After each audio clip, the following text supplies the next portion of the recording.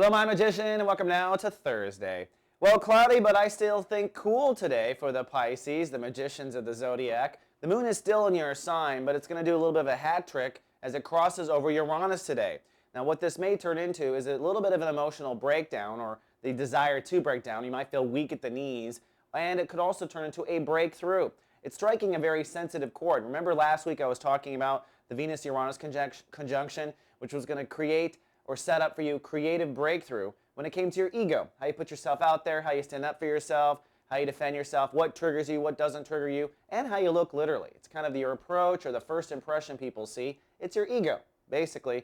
We call it the rising sign in astrology. So with the moon crossing Uranus, that is an opportunity for emotional breakthrough as it relates to this ego breakthrough. So it may even be that you had the breakthrough last week, you learned how you want to put yourself out there, but maybe your emotions haven't quite caught up to that spiritual learning. And I do find that, by the way. I find awareness hits us first, and then usually emotion follows through.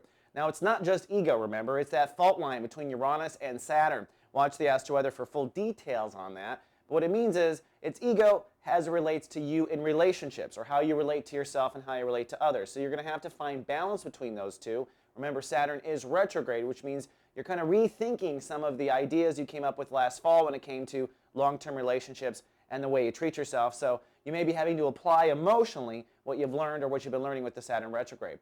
One last thing, Mars is ruling the day, which means everyone's a bit amped up. We're all honking at green lights and things like that. Be cautious because that energy is in your subconscious. It's time to act on your decision from yesterday as far as pulling weeds in your soul garden and whatnot. But don't go too far with the moon conjuncting Uranus at the same time.